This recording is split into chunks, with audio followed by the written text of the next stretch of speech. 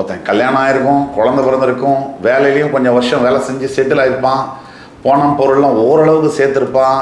எங்கோ ஒரு ரெஸ்ட்டில் அந்த அஷ்டம சனியானது கடகராசி என்பர்களை காலால் மிதித்து அப்படியே எலுமிச்சம்பழத்தை டயர் கடியில் வச்சு நசுக்கிற மாதிரி நசுக்கியிருக்கும். யார் யாருக்கெல்லாம் நீங்கள் உதவி பண்ணீங்களோ, உயிரியே வச்சிங்களோ, அவங்கெல்லாம் நெஞ்சில் ஏறி மிதிச்சுட்டு சட்டுன்னு போயிருப்பாங்க. அதுதான் முதல்ல காரணம் கஷ்டத்துக்கு. எது மேலேயுமே அளவோடு அன்பு வைக்கணும். பாயிண்ட் நம்பர் 2, ஒரு மனுஷனுக்கு குடும்பம் சரியில்லைன்னா அந்த தாக்கம். அதுக்கப்புறம் பார்த்தீங்கன்னா குழந்தை பாக்கியம் இல்லாமல் இருக்கக்கூடிய கடகராசி என்பர்கள், அல்லது குழந்தை பிறந்துருச்சு அந்த குழந்தைகள் படுத்தக்கூடிய பாடு. நான் என்ன செஞ்சா கடகராசியான எனக்கு நல்லது மட்டும் நடக்கும். முதல்ல உங்களுடைய கடந்த கால வாழ்க்கை, நீங்க வெள்ளிக்கிழமை தோறும் அம்மன் கோவிலுக்கும் ஞாயிற்றுக்கிழமை தோறும் சிவபெருமான் கோவிலுக்கும் அவசியம் போய் வரணும். இதுல முக்கியமானது திருமணம் என்பது இப்ப தாமதப்படுகிறது அப்படின்னு உங்க பாக்குறீங்கன்னா எழுதி வச்சுக்கோங்க, அது உங்க நல்லதுக்காக.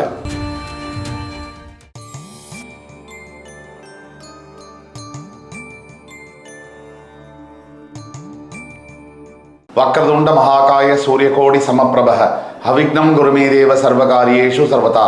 தென்னாட்டுடைய சிவனே போற்றி, என் நாட்டவர்க்கும் இறைவா போற்றி. நண்பர்களே, இந்த புத்தம் புதிய வீடியோவில் உங்கள் அத்துணை பேரையும் வரவேற்பதில் மிக்க மகிழ்ச்சி கொள்கிறேன். இன்றைக்கு நம்ம பார்க்க போகிற தலைப்பில் கடவுள் சொல்லும் தீர்ப்பு.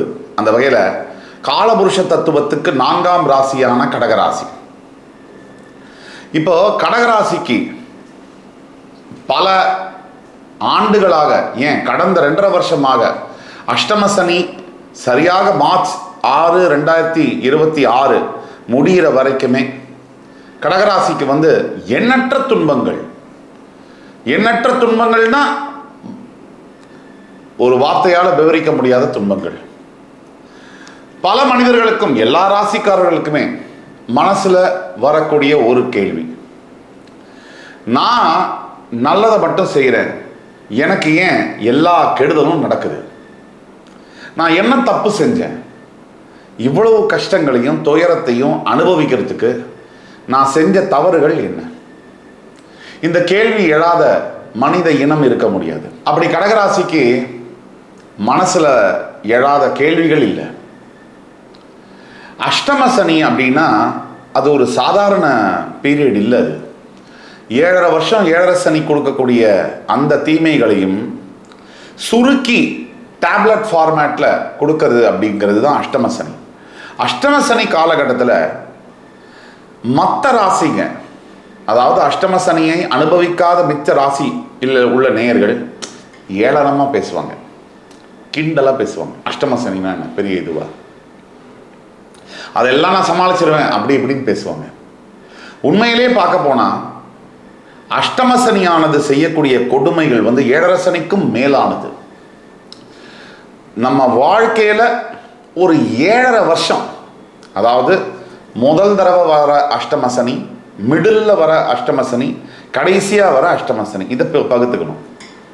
இதில் முதல்ல வர அஷ்டம சனியானது பெரும்பாலும் மேஜராக பிரச்சனைகளை கொடுக்க முடியாது. சில பேர் அஷ்டம சனியிலே பிறக்கிறாங்க, சில பேர் ஒரு 10-15 வயசுக்குள்ள அஷ்டம சனி என்பது வருது, சில பேருக்கு எப்படியும் 25 வயசுக்குள்ள ஒரு அஷ்டம சனி வருது. இதுல பிரிச்சுக்கிட்டோம்னா 10 வயசுக்குள்ள வர அஷ்டம சனியானது பெரும்பாலும் உடல் ரீதியான பிரச்சனைகளை தவிர, சின்ன காயம் படுறது, முட்டியில சிராச்சுகிறது, கீழே விழுகிறது, இதை தவிர எதுவும் ஆண்களுக்கோ பெண்களுக்கோ கொடுக்க முடியாது. சிறுவர்கள் அந்த மாதிரி. இரண்டாவதா வர அஷ்டம சனி கொஞ்சம் அதுக்கு அப்புறமா ஒரு லிட்டில் பிட் நெக்ஸ்ட் ஸ்டேஜ் காட்டம் கொடுக்கும். 15லேருந்து 25 வயசு வரைக்கும் வர அஷ்டம சனி. காதலில் தோல்வி, முக்கியமான காலகட்டங்களில் தாய் தந்தையை தவற விடுவது, ரொம்ப முக்கியமான காலகட்டங்களில் தவறான நட்பு உள்ள வாழ்க்கையை மாற்றி அவன் செட்டில் ஆயிடுவான், இவன் வீணாக போயிடுவான். இதில் நண்பர்களில் பார்த்தீங்கன்னா ஆரம்பிக்கும் போது எல்லாமே நல்லா தான் இருக்கும், காதல் நட்பு எல்லாமே நல்லா தான் இருக்கும், வேலை. அது காலம் போக போக எல்லாருக்குமே ஒரு திகட்டுது, இல்லை ஒரு வெறுப்பை ஏற்படுத்துது. இதுக்கெல்லாம் காரணம் என்னன்னா, மனுஷனுடைய மனம் என்பது ஒரே விஷயத்தை தினம் பண்ணுறதுக்கு அதுக்கு பிடிக்காது. மனிதனுடைய மனம் என்பது பை டிசைனாகவே புது புது விஷயங்களை தேடக்கூடியது. அப்படி கடகராசி என்பவர்களாகிய நேயர்களுக்கு 15 வயசுலேருந்து 25 வயசுக்குள்ள இருக்கக்கூடியவங்களுக்கு காதல் தோல்வி, வேலை கிடைக்காதது, நினைச்சதை படிக்க முடியாதது, இந்த மாதிரியான பிரச்சனைகள்.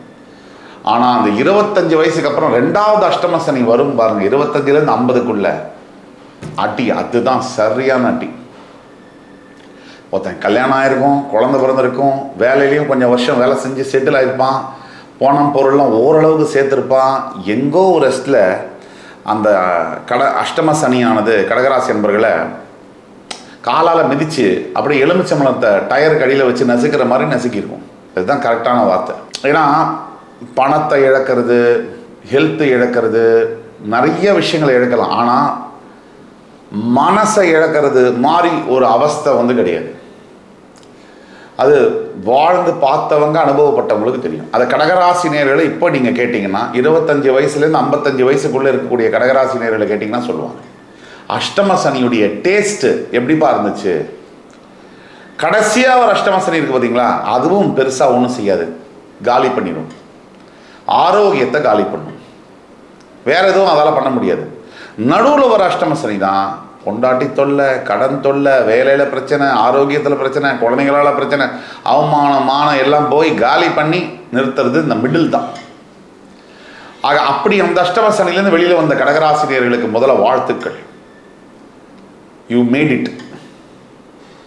அஷ்டம சனியை கடந்து இன்னும் உயிரோடு நீங்கள் இருக்கீங்க, இதுவே தெய்வத்துடைய அருள். இதற்கு பிறகு ஏன் இந்த கஷ்டங்கள், ஏன் எனக்கு மட்டும் இப்படிப்பட்ட கஷ்டங்கள் அப்படின்னு கடகராசி என்பர்கள் கேட்பார்களே, ஆனால் அவங்களுக்கான விஷயம்தான் இது. இந்த கஷ்டங்கள் ஏன் அப்படின்னா உங்களுக்கு மட்டும் இல்லை, மேபி உங்களுக்கு அதிகமாக அவங்கவுங்க கஷ்டம் அவங்கவுங்களுக்கு பெருசு. கஷ்டங்கள் என்பது எல்லோருக்கும் இருக்கு. ஆகக்கூடிய இந்த கஷ்டங்கள் ஏன் இவ்வளோ கஷ்டங்கள் அப்படின்னா அதுக்கு பல காரணங்கள் உண்டு. இப்போ நம்ம பேசக்கூடியது எல்லாமே கரண்ட் பிளானட்டரி பொசிஷன்ஸ், கோச்சார ரீதியான பலன்கள். ஒவ்வொருத்தருக்கும் ஜனன ஜாதகம் அப்படின்னு ஒன்று இருக்கும். அந்த பிறப்பு ஜாதகமே ஒரு மனுஷனை பெரிய லெவலில் தூக்கிட்டு போய் உட்கார வைக்கிறதும் சரி, அதுவும் சும்மா உட்கார வைக்காது, எல்லாமே போராட்டம் பண்ணி தான், இல்லை கீழே அதல பாதாளத்தில் போடுறதா இருந்தாலும் சரி, இந்த சாய்ஸை கடவுள் நம்மகிட்ட கொடுத்துருவார். எப்படி, நல்லா கவனிங்க. எல்லோருக்கும் போராட்டம் உண்டு, நல்லதும் உண்டு, கஷ்டங்கள் உண்டு, சாதனைகள் உண்டு, எல்லாமே உண்டு. இதில் ஒரு சில மனிதர்கள் இந்த ரூட்டை தேர்ந்தெடுப்பாங்க, கீழே போகிற ரூட்டை. ஒரு சில மனிதர்கள் மேலே போகிற ரூட்டை தேர்ந்தெடுப்பாங்க, ஜெயிக்கிற ரூட்டை. அதுக்கெல்லாம் மனசு தான் காரணம். அப்படி ஏன் இந்த கஷ்டங்கள்? பேசிக்கலி உங்கள் ராசி ஒரு சரராசி, யார் மேலேயுமே அதிகமாக பாசம் வைக்கக்கூடிய ஒரு ராசி. சந்திரன் மனோகாரகன் ஆட்சி பெறும் ராசி அப்படிங்கிறதுனால யார்கிட்டையுமே நீங்கள் அதிகமாக எமோஷன்ஸும் அட்டாச்மெண்ட்டும் வச்சுருப்பீங்க. இப்போ நல்லா புரிஞ்சுங்க, இங்கே இருக்கிறது எதுவுமே நமக்கு சொந்தம் இல்லை, இதுதான் உண்மை, நிதர்சனமான உண்மை. நம்ம போடுற சட்டை கூட மறுநாள் இன்னொருத்தர் போட்டிருப்பார். 50 வருஷம் கழிச்சு பார்த்தீங்கன்னா நம்ம போட்ட சட்டை வேற யாராவது ஒருத்தர் போட்டிருப்பார். நம்ம உபயோகப்படுத்துகிற வாட்ச் வேற யாராவது ஒருத்தர் உபயோகப்படுத்துவார். எல்லாமே இங்கே தற்காலிகம் அப்படிங்கிறத மனசில் நம்ம உணர மறுக்கிறோம் அந்த உண்மையை. இதனால தான் எல்லாத்து மேலேயும் அதிகமாக பாசம் வைக்கிறீங்க. இந்த பாசம் என்ன ஆகுதுன்னா உங்களுக்கே வினையாக முடியுது. சூப்பர் ஸ்டாரோட பாடல் வரிகள் தான், என் வீட்டு கண்ணு குட்டி என்னோட மல்லு கட்டி என் மார்பில் முட்டுதடி கண்மணி ஏன் கண்மணி அப்படின்னு கடகராசி என்பவர்கள் பாடாதவர்கள் இருக்க மாட்டாங்க. யார் யாருக்கெல்லாம் நீங்கள் உதவி பண்ணீங்களோ, உயிரியே வச்சிங்களோ, அவங்கெல்லாம் நெஞ்சில் ஏறி மிதிச்சுட்டு சட்டுன்னு போயிருப்பாங்க. அதுதான் முதல்ல காரணம் கஷ்டத்துக்கு. எது மேலேயுமே அளவோடு அன்பு வைக்கணும். பாயிண்ட் நம்பர் 2, இந்த பணம் சம்பந்தப்பட்ட விஷயத்தில் கடகராசி என்பவர்கள் முதல்ல தலையை விட்டுட்டு வாழை பிடிக்கிறது. எது, கையில் காசு இருக்கும் போது தடால் புடால்னு குதிச்சு பார்த்தவங்க கேட்குறவங்களுக்கெல்லாம் கடன் உதவிகள்லாம் பண்ணி கடைசியில் வெறும் சட்ட துணி கூட இல்லாமல் இருக்கக்கூடிய நிலைமையில பழச நினைச்சு வருத்தப்படுறது. அஷ்டம சனி காலகட்டத்தில் உங்களுடைய ராசியிலிருந்து 8ஆம் வீட்டில் இருந்த சனி பகவான் பல பாடங்களை உங்களுக்கு சொல்லி கொடுத்துருப்பார். லைஃப் டைம் லெசன்ஸ்ன்னு சொல்லுவாங்க. இது வரைக்கும் நீங்கள் கற்றுக்க மறுத்த பாடங்கள், நீங்கள் கற்றுக்க விருப்பம் இல்லாத பாடங்கள், நீங்கள் கற்றுக்க முடியாத பாடங்கள், உங்களுக்கு புரியாத பாடங்கள் எல்லாத்தையும் அவர் கற்றுக் கொடுத்துருப்பார். யார் யார்கிட்ட எவ்வளவு பழகணும், எவ்வளவு வச்சுக்கணும், எவ்வளவு வச்சுக்கக்கூடாது, யார் யார்கிட்ட என்னென்ன எப்பப்போ பேசணும், எப்பப்போ பேசக்கூடாது, யார் யாரை எப்பப்போ நம்பணும், எப்போ நம்பக்கூடாது, இதெல்லாம் உங்களுக்கு கற்றுக் கொடுத்துருப்பார். கற்றுக்கிட்டு பிரயோஜனம் இல்லை, ஏட்டு சுரக்காய் கறிக்கு உதவாது. என்ன நம்ம படித்தோமோ வாழ்க்கையில் அனுபவத்தை அதை பயன்படுத்தி இம்ப்ளிமெண்ட் பண்ணோம், வாழ்க்கையில் செயல்படுத்தினா மட்டுமே தான் ஜெயிக்க முடியும். பழச நினைச்சு வருத்தப்படுற யாரும் ஜெயிச்சதில்லை, இல்லை நடக்க போறதை நினைச்சு சந்தோஷப்பட்ட யாரும் ஜெயிச்சதில்லை. இன்றைய பொழுது, இன்றைய நிலைமை, இன்னைக்கு என் வேலையை நான் கரெக்டாக செய்கிறேன்னா இது மட்டும்தான் உங்க கூட கடைசி வரைக்கும். இந்த கடகராசி என்பவர்களுக்கு கடந்த காலகட்டத்தில் கடவுள் சொல்லும் தீர்ப்பில் நம்ம சொல்லக்கூடிய இரண்டாவது பிரச்சனை என்னன்னா, குடும்பத்தில் வரக்கூடிய சண்டை. கடகராசி ஒரு சென்சிட்டிவான இம்பல்சிவான ஒரு ராசி. குடும்பத்தில் வரக்கூடிய சண்டை. குடும்பம் எல்லாருக்கும் குடும்பம் இருக்கு, ஆனால் ஒரு சிலருக்கு குடும்பம் ஒரு வார்ஃபீல்டு, போர் முனை மாதிரி இருக்கு. ஈரானும் யூஎஸும் சண்டை போட்டுக்கிறாங்க பாருங்க, அந்த வார்ஃபீல்டு மாதிரி இருக்கு. தினமும் குருக்ஷேத்திரம் தான். அந்த சண்டையினால அந்த குடும்பத்துடைய நிம்மதி, அந்த குழந்தைகளுடைய மன அமைப்பு, நல்லா கேட்டுக்குங்க, நல்ல அப்பா அம்மா இல்லைனா strongest father will have confident டாட்டர்ஸ்ம்பாங்க. The weakest father will have spoiled டாட்டர்ஸ்னு சொல்லுவாங்க. The strongest father will have good well behaved சன்னு சொல்லுவாங்க. The weakest father will have anti social element as a son அப்படிம்பாங்க. அதனால ஒரு அப்பா ஒரு குடும்பத்தில் சரியா இருக்க வேண்டியது எவ்வளவு அத்தியாவசியம் அப்படின்னா அது சொல்ல முடியாது. அம்மா, இந்த அம்மாக்கள் தான் பல நேரங்களில் அன்பு அப்படிங்கிற போர்வையில் இந்த பசங்களை பால்படுத்துறது, அவங்களுக்கு வாழ்க்கை அனுபவம் ஏற்பட விடாமல் தடுக்கிறது. என் பையன் என் பையன், என் பொண்ணு என் பொண்ணுன்னு சொல்லியே அந்த குழந்தைங்க தனியாக அவங்களுடைய வாழ்க்கையை அவங்கள வாழ விடாமல் தடுக்கிறது. இல்லை ஒரு சில அம்மா புத்திசாலிகள், கயிறை கையில் வச்சு குழந்தைய உள்ளே விடுவாங்க, வேணுங்கிற போது பிடிச்சி இழுத்துக்கணுங்கிற கண்ட்ரோல் இருக்கணும். பல அம்மாக்கள் என்ன பண்ணுறாங்க, ஆனால் ஒன்று, இந்த விமன் பெண்கள் மட்டும் ரொம்ப நல்லவங்களாக இருக்கிறது அம்மாவாக இருக்கும் போது மட்டும்தான். மனைவியாக இருக்கும் போது மாறிடுவாங்க, சந்திரமுகி ஆயிடுவாங்க. அம்மாவாக இருக்கும் போது ஜோதிகாவாக இருப்பாங்க. இந்த பெண்களுக்கு இந்த ஒரு மனப்பான்மை என்பது இருக்கத்தான் செய்யுது. ஆகையினால இந்த குடும்பத்தில் வரக்கூடிய சண்டைகள், கடகராசி கடந்து வந்த பாதைகள், ஓயாத போர் தினமும், வீட்டில் நிம்மதி என்பது இல்லை. மனைவி ஒரு மனுஷனுக்கு மட்டும் சரியான மனைவி அமையலைன்னா சாவு மரணம் அப்படிங்கிறது தினம் தினம் பார்க்குற மாதிரியான ஆண்களை நம்ம பார்க்குறோம். அதே ஒரு மனைவி நல்ல மனைவியாக அமைந்துட்டா தினம் தினம் வாழ்வில் சொர்க்கத்தை அனுபவிக்கக்கூடிய கணவன்மார்களையும் பார்க்குறோம். இதுவே தான் மனைவிமார்களுக்கும். கணவன் சரியாக அமையலைன்னா சமுதாயத்தையும் ஹேண்டில் பண்ண முடியாது, வீட்டையும் ஹேண்டில் பண்ண முடியாது. ஒரு பெண்கள் மேலே இன்னுமே ப்ரெஷர் அதிகம் இந்த சொசைட்டியில் அப்படின்னு கூட சொல்லணும். இன்றைக்கி அதெல்லாம் அவங்க மைண்ட் பண்ணுறதில் தாண்டிட்டு வராங்க, அது நல்ல விஷயந்தான். தவறான பாதையில் போகாத வரைக்கும் ஜெண்டருக்கு அப்பாற்பட்டு ஆண்களும் பெண்களும் எதை செய்தாலும் அது கரெக்டு தான். ஆக கடகராசி என்பவர்களுக்கு இந்த குடும்ப பிரச்சனை, சண்டைகள், இதனுடைய தாக்கம், ஒரு மனுஷனுக்கு குடும்பம் சரியில்லைன்னா அந்த தாக்கம், அதுக்கப்புறம் பார்த்தீங்கன்னா குழந்தை இல்லாமல், குழந்தை பாக்கியம் இல்லாமல் இருக்கக்கூடிய கடகராசி என்பர்கள், அல்லது குழந்தை பிறந்துருச்சு அந்த குழந்தைகள் படுத்தக்கூடிய பாடு, இவங்க நினைக்கிற மாதிரி படிக்கலை, இவங்க நினைக்கிற மாதிரி நடந்துக்கலை, இவங்க நினைக்கிற மாதிரி பேசலை. ஏன்னா குழந்தைகள் ரோபோட் இல்லை. ஏன்னா நம்ம நினைக்கிற மாதிரியே பேசி, நம்ம நினைக்கிற மாதிரி நடந்து, நம்ம சொல்கிற மாதிரி எல்லாமே செஞ்சுட்டா அது பேர் ரோபோட் தானே. மனித குழந்தைங்கிறது தானாக இயங்கக்கூடியது. அப்போ அதை நீங்கள் மனசில் வச்சுக்கணும். இப்போ இந்த வாழ்க்கை பாதை கடகராசி என்பவர்களுக்கு எதை நோக்கி போகிறது அது முக்கியமாக தெரிஞ்சுக்கணும் இல்லையா? வாழ்க்கை பாதை கடகராசி என்பவர்களுக்கு அருமையான பாதையை நோக்கி போகிறது, இதில் மாற்று கருத்து இல்லை. நீங்கள் அதுக்கு தயாராக இருக்கீங்களா? அதுதான் கேள்வி. $1,000,000 கொஸ்டின் என்னன்னா, நீங்கள் உங்களுடைய நல்ல பாதைக்கு, நல்ல வெற்றிக்காக தயாராக இருக்கிறீர்களா? மனதளவில், உடல் அளவில், உங்களுடைய செயல் அளவில் இதெல்லாம் இருந்தீங்கன்னா நீங்களும் ஜெயிக்கலாம். அதுக்கு முக்கிய காரணம், நடந்ததையே நினைத்திருந்தால் அமைதி என்றும் இல்லை. கண்ணதாசன் பாடலில் வரது தான் நம்ம கோட் பண்ணணும். ஆக திரும்பி பார்க்கக்கூடாது, முன்னாடி மட்டும்தான் பார்க்கணும். என்ன செஞ்சால் எனக்கு நல்லது நடக்கும், அவ்வளோதான். இப்போ மொத்த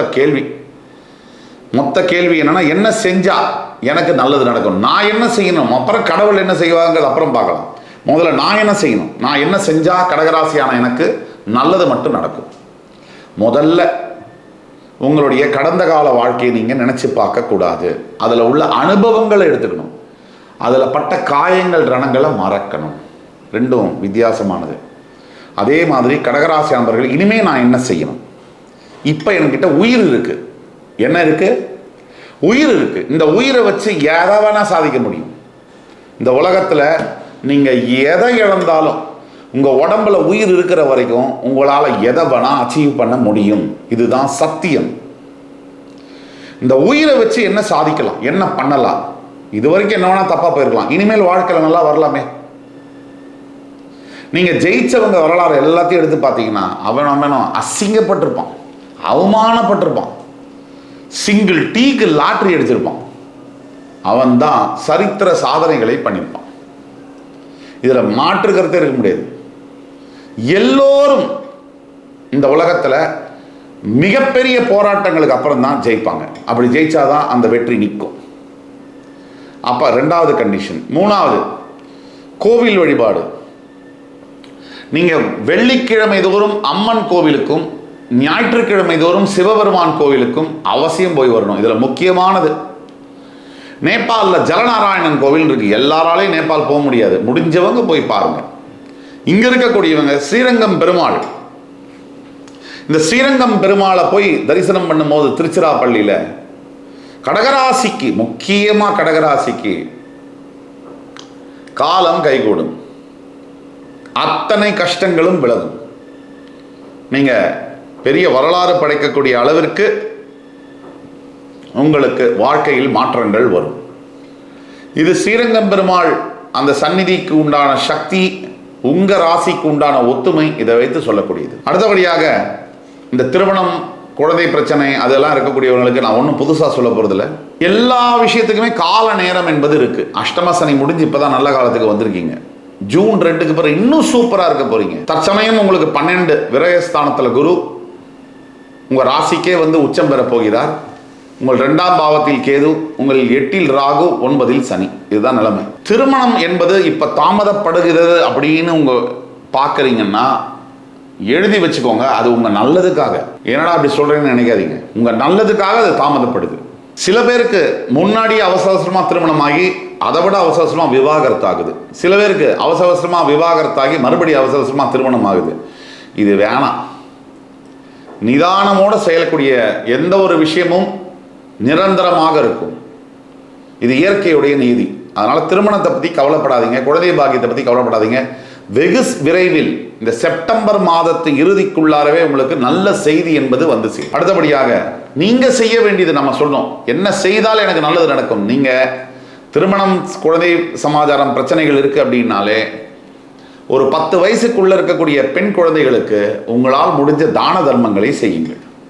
படிப்புக்காக, துணிமணிக்காக, சாப்பாட்டுக்காக இது செஞ்சுட்டு வாங்க. அதே மாதிரி அடுத்தது நீங்கள் என்ன செய்தால் நல்லது நடக்கும்னா, தர்ம காரியங்கள் செய்ய செய்ய நல்லது நடக்கும். அதனால் தர்ம காரியங்கள் செய்யுங்க. ஸோ தர்ம காரியங்கள் கண்டிப்பாக நீங்கள் செய்கிறது நல்லது.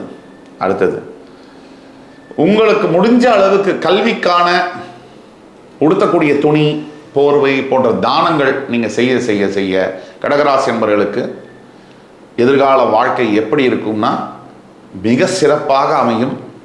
அத்தனை ராசியிலையும் உங்களை யார் யார் ஏளனம் பண்ணாங்களோ, யார் யார் உங்களை கேவலமாக பேசினாங்களோ அவருக்கு முன்னாடியே நீங்கள் பெரிய அளவில் ஜெயிக்க முடியும். தர்மம் கண்டிப்பாக, செய்த தர்மம் தலை காக்கும். கடவுள் அடுத்தது என்ன செய்ய போறார், அவர் சொல்லக்கூடிய தீர்ப்பு என்ன, அத்தனையும் உங்களுக்கு சாதகமாக தான் இருக்கு. உங்கள் ராசியில் வந்து உச்சம் பெறக்கூடிய குரு பகவான் உங்கள் ராசியின் 5, 7, 9ஆம் வீடுகளை பார்க்க போகிறார். அப்படி பார்க்கும் பொழுது 5ஆம் வீட்டை பார்க்கக்கூடிய குரு பகவானால் அனைத்து விதமான காரிய சித்திகள் நடக்கும். அதே மாதிரி வேலை பார்க்குற விஷயத்திலேருந்து, படிக்கிற விஷயத்திலேருந்து, திருமண காரியங்கள்லேருந்து எல்லாமே வந்து நல்லது நடக்கும். 7ஆம் வீட்டை பார்க்கக்கூடிய குருவினால் தாமதப்பட்ட காதல் திருமணமாக மாறக்கூடியது, தாமதப்பட்ட திருமணங்கள் குழந்தை பாக்கியத்தில் முடியக்கூடியது, எல்லாமே நல்லபடியாக காதலிச்சவங்களையே திருமணம் பண்ணி குழந்தை பெறக்கூடிய நல்ல குடும்ப சூழ்நிலையிலே அமைதியான வாழ்க்கையை நடத்தக்கூடிய அளவிற்கு அந்த 7ஆம் பார்வை உதவி செய்யும். 9ஆம் வீட்டை பார்க்கக்கூடிய குரு பகவானால் கடவுள் சொல்ல போகிற தீர்ப்பு என்ன அப்படின்னா, இது வரைக்கும் உங்கள் வாழ்க்கை ஒரு நல்ல லெவலில் போயிட்டு இருக்குன்னா 50,000 வச்சு குடும்பம் நடத்துறீங்கன்னா ஒரு 2 லட்ச ரூபா சம்பாதிக்கிற அளவுக்கு வாழ்க்கையில் மாற்றங்கள் இருக்கும். பிரிந்து போன உறவுகள் எல்லாம் ஒன்றா வந்து சேருவாங்க. பிரிந்து போன கணவன் மனைவி ஒன்றாக சேரக்கூடிய வாய்ப்பு. எப்படி கடகராசி எடுத்தீங்கன்னா ஏலேருந்து இசட் வரைக்கும் முழுமையாக நல்லா இருக்கக்கூடிய காலங்கள் கிட்டத்தட்ட ஒரு 30 வருஷத்துக்கு கழிச்சு they are hitting the card அப்படின்னு சொல்ல முடியும். இது பொது பலன்கள். உங்களுடைய தனிப்பட்ட ஜாதகம் பார்க்கணும் அப்படின்னா கீழே கொடுக்குள்ள வாட்ஸ்அப் நம்பரில் எங்களை காண்டாக்ட் பண்ணி ஆன்லைன்லேயோ நேரடியோ அப்பாயின்மெண்ட் வாங்கி பார்த்தீங்கன்னா உங்களுக்கான 100% துல்லியமான பலன்களை சொல்ல முடியும். இப்போ நம்ம சொல்லக்கூடியதெல்லாம் பொது பலன்கள். ஒரு 55% 60% ஒர்க் பண்ணும். உங்களுடைய பிறப்பு ஜாதகத்தை பார்க்கும்போது இன்னும் ப்ரிசைஸாக சொல்ல முடியும். ஆக கடகராசி என்பவர்களுக்கு பரிகாரம் அப்படின்னு சொல்ல போனால் லக்ஷ்மி நரசிம்ம பெருமானை விஸ்வரூப தரிசனம் என்பது பார்க்க வேண்டும். இப்போ நீங்கள் திருவல்லிக்கேணி பார்த்தசாரதி சுவாமி கோவிலில் லக்ஷ்மி நரசிம்மர் யோக நரசிம்மராக வீட்டிருக்கிறார். அதே மாதிரி லக்ஷ்மி நரசிம்ம சந்நிதி எங்கெங்கெல்லாம் இருக்காரோ அங்கெங்கெல்லாம் வந்து விஸ்வரூப தரிசனம் பார்க்க சங்கு தீர்த்தம் தெளிச்சு கொள்ள கடகராசி என்பவர்களுக்கு எல்லா விதமான காரியங்கள் நீங்கள் எடுத்த விஷயம் எல்லாமே சக்ஸஸ் ஆகும். அதில் டவுட்டே வேணும். இந்த வீடியோ உங்களுக்கு பிடிச்சிருக்கும்னு நம்புகிறேன். அடுத்த வரும் காணொலியில் மறுபடியும் உங்கள் எல்லோரையும் சந்திக்கும் வரை உங்களிடமிருந்து விடைபெறுவது உங்கள் சுபாஷ் பாலகிருஷ்ணன். நன்றி, வணக்கம், வாழ்க வளமுடன்.